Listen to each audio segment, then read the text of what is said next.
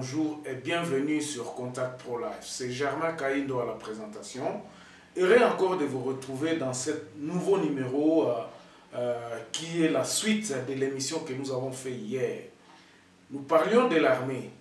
Lelo Bandeko, pour permettre essayer un peu d'expliquer ça dans Lingala, parce que beaucoup de gens m'ont demandé de refaire cette émission d'hier en Lingala. Bon, ok, mais je vais essayer un peu de faire les deux ensemble. Vous allez vraiment m'excuser ou bien me permettre pour que je puisse être bien compris, parce qu'il y a vraiment certains auditeurs, des internautes qui me demandent, Germain, essaie un peu d'aller vraiment beaucoup plus en lingala qu'en français, parce que nous sommes beaucoup qui sont en train de vous suivre ici à Kinshasa et que nous voudrions assez que vous puissiez nous expliquer comme en français, comme en lingala, mais quand je regarde l'auditoire qui suit, en tout cas, bato belé bazolandanga na Kinshasa, bato belé pe bazolandanga côté à est, na côté à Nord Kivu, bato belé. Je peux dire audience nanga mususu après Nord Kivu eza kin et puis na bato ya Poto ne France, Belgique, na États-Unis aussi, j'ai des gens qui me suivent là-bas. Bon, ok, donc lobi to bande kolobela makambo ya armée na biso. Bon, imaginez-vous pour la période allant du aujourd'hui nous sommes le 25-26 avril, la période où avril kaka dans les tueries et massacres aux Beni, aux Touri, aux Rumangabo, hier nous sommes déjà dans les 58-60 morts. Alors aujourd'hui, nous allons encore revenir sur la raison. Ce que vous devez savoir est que d'abord, modèle d'opération, il y a FARDC. Quels sont les ennemis? On vous a parlé d'une guerre asymétrique. Tozo Bundana Banani.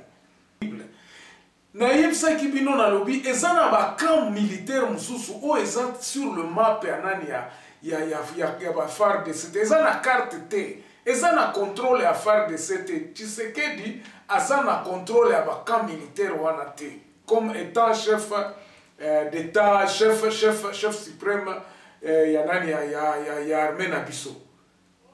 Alors euti wapi biloko oyo? Vous vous souviendrez d'abord, na banda côté à Tangu, Tshisekedi, Azalaki na campagne électorale. Il est passé à Parbeni. Il a dit que nani état-major est kokende na Beni pour essayer un peu de contrôler Bababilo Kwanatu. Et le Kwana est Salama na marque nae. À un certain moment, je vous avais parlé que non. C'est comme si notre président a lâché prise. Atiki makambo ngozo ko kalsu ko landela likambwana te. Donc l'Est est resté à la merci de soi-même. Qu'est-ce qui est arrivé? Tu remarques qu'il y a justement après rencontre à Tshisekedi na Kagame. Quand ils se sont dit, bon se rappeler encore qu'il pouvait y avoir une opération mixte entre l'armée rwandaise, tanzanienne, burundaise, na ougandaise. Bah c'est détractaka. Baboya kabilo kwana Congo na Rwanda batikalaka, mais sikoyo on ne sait pas sur quel contrat batikalaka, parce que ba généraux mususu bayaka na batravo bayaka kosala travaux na côté à Goma kuna. Ils sont venus faire des travaux conjoints balobi no batuna batu bakobanda ko kengela banani ba frontière na bango. Au fait, quel est le point le plus culminant? Il lobby na efsa kibino na lobby que non, théâtre et à guerre. Théâtre et à guerre. Donc territoire et à guerre est dans la République démocratique du Congo. Il y a des voisins na biso, parce que ce n'est pas notre armée qui est impliquée dans cette histoire. Les militaires rwandais sont sur le sol congolais. Ezape batubazoloba que ezana bénéfice. Donc ezana na bénédiction, il y a Félix Tshisekedi. Félix avait accepté à ce que l'armée rwandaise puisse traverser. Mais maintenant, pour faire ba Rwandais wana ba traversaka juste quand tu traverses ba comme ba soldats congolais. Alors quand vous venez vous faites des inspections beaucoup takeno oyo bato bazalaki wana bazalaki ba faire d'essai, vous dites à la face du monde que non ezaki ba faire d'essai. Ça, c'est le mode opératoire à Oyo Bato. Est-ce que les Julien Paluku qui sont là, qui est ministre aujourd'hui, et na Kassivita, ne sont-ils pas au courant ou ce sont des innocents qui se sont trempés dans une sauce, bah komi kaka na kati eloko wana, bah éviter place, bah ficelle les actes se tirer, bah éviter. Ils sont obligés de jouer le jeu parce que à la tête, bah, le gouvernement à Kinshasa, bah yebi likambo très bien. Au fait, il y a des ennemis du Rwanda qui sont sur le sol congolais. Entre guillemets. Quels sont ces ennemis? Oyo bato basila kate, batwana basila kate bazalaka e ba ennemi basila kate, mikolonyo soto kaka ba FDLR batwana basila kate. On a vu des colons déjà qu'on a bazongisa bango na Rwanda à partir de Calais. Vous connaissez cette histoire là. Batwango basila kate. Okokende kote Ituri kuna okoyoka keno ezana ba kadeko tout ça. Alors, ezana deux volets à babiloko wana. Na volet à liboso ezalaki les généraux na yakati na biso o bazana kati ya coopération o bazaki na ba carrière minière na bango bandai koluka bas formaki ba milice na bango. Ça c'est un ba milice wana bazali. Ça il ne faut pas concevoir la face. Ba milice wana ba bomaka ba tout mais ba contrôler ba carrière minière.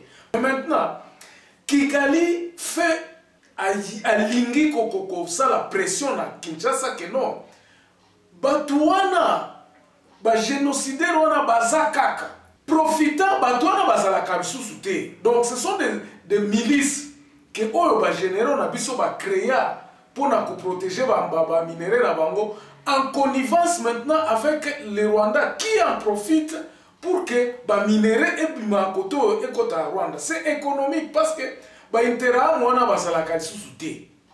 ce sont des Rwandais normaux qui sont là, mais maintenant, pour que supply chain na bango, donc, minéré et continue à traverser na ndengwana, il faut trouble wana zalaka. Ainsi, to mikutani na deuxième phase, oyo, ba généraux na biso, o basala ba milice wana, baza entre-temps kokende, Tshisekedi aza commettre bango petit à petit baza ko se renforcer ko komi se désengager na ba milice wana nde yango zomona keno o FARDC ezui victoire sur milice tel o bakomi ba rétablir paix. C'est ainsi. Pourquoi? Parce que phase wana eza ya ba généraux wana baza ko se détracter na ba milice wana po baza kanisa bobi Tshisekedi koto aye mabe toko risque to kangama parce que pression est ça pour l'instant ezalaki na ba général Kayimbi wana o ba bandai ko entretenir ba milice côté à est ba généraux ebele ba tango fort ba twana nyoso siko ba twana nyoso ba milice na bango o eza sur terrain et komi ko komona keno ba chef ba komi ko zala rare. Ainsi opération retour maintenant le FARDC et lobino to tia kimia tout se détracter parce que ceux qui to kangami, ceux qui to za trempé na babiloko oyo, nous risquons d'être Tshisekedi à Okangabiso babiloko wana mususu. Mais maintenant ça ne fait pas bien na Rwanda. Ça ne fait pas bien na Rwanda. Pourquoi? Parce que ceux qui ba généraux oyo bakati ndelo donc ba généraux basali ba milice susu te. Ba moyen ba minéré wana katisa ekozala susute. Ainsi donc, il faut qu'entretenir guerre wana pour que insécurité ezala Rwanda a continué kokozwa ba minéré na kati ya Congo akatisa kango na nane na Rwanda. Ainsi, lui-même maintenant le Rwanda, vu que ba milice komi kozala muke ba komi kokatisa en disant que non ba toujours avec la même théorie que non, Rwanda et milice, militaire rwandais, disons interam bazana nunanani na Congo. Pourquoi les autres se sont détractés tant que babandai ko sala au Rwanda senga qui opération mixte? Parce que l'Ouganda, Burundi na Tanzanie bamona kike ba nani wana ba raison au Rwanda bande ko avancer que non ba miliciens baza kuna ezalaki fausse, ezalaki nani réel sous-souté. Ça ne tenait plus. C'est pour cela que ces autres pays se sont dit non, non, non. Ils sont au côté de mais nous remarquons néanmoins, dans côté à Burundi, aussi, il y a des miliciens aussi qui attaquent. Burundi a son côté, ça va soda, Burundi côté à Minengo, kuna baso kota. Qu'est-ce qui se passe sur le plateau là-bas? On a fait esa émission, il faut na zonge la bino na expliquer bino mais aujourd'hui na tous tika la na côté à nord ya nani ya nord kuna côté à nord ya nord Kivu na Ituri. Les Kadeko que vous entendez là-bas, ce ne sont pas eza batu oyo ya ba miliciens oyo ya ba généraux bazalaki commandité par des généraux congolais oyo bazolingate kozongisa baza ko réclamer ba droit na bango parce que imagine-toi ce que Mwanasem est en train de réclamer. Chef Nabino à la cabino bazwa batwana bakenda na ba minéraux na bango batia kuna siko bino boza ko linga susu te mais maintenant bino batu bande ko supply bango na ba minduki na ba nini botiki bango bati wana siko ba komi ko réclamer ba bita bino ko sila boete vous nous devez parce que ce sont des Congolais siko maintenant dans l'armée les généraux bazo tia na mitu ya batokino batwana baza ba Congolais te baza ba Ougandais baza ba ADF. Pourquoi? Parce que ils veulent maintenant sortir comme des héros. Yango na biso toloba ki boy na tranche oyo toko banda ko dévoiler ba biloko malembe bokangi ba chef coutumier pendant que vous les avez utilisés, disons les généraux les avaient utilisés pour que babanda ko extraire ba minéraux ba biloko wana eza réel bande ko nanga na za ko ibisa bino. Alors aujourd'hui on va s'arrêter un peu ici. Na banzi ke na pesi bino na fungoleli bino kaka mwanda parce que eza na ba dossier ya ba généraux oyo ebele na kotangela bino yango na faire défiler awa ban kombo ya bato ba kufi na Rumangabo. Au total jusque là na ebisa ki bino to eza na ba 67 mais je vais commencer à publier petit à petit les noms de ceux qui sont morts parce que bato na biso baza sur place et nous avons eu des gens qui nous communiquent Babiloko Oyo na temps réel. Merci beaucoup, on se revoit demain dans un autre numéro, mais pour l'armée, ça sera très prochainement. Parce que je suis en train de réunir certains éléments pour que n'expliquer bino pourquoi la mort du général Kayimbi n'a pas généraux Moussou Oyo baza impliqué na katia Babiloko Oyo. Tokutani ndema na balasima. Bye.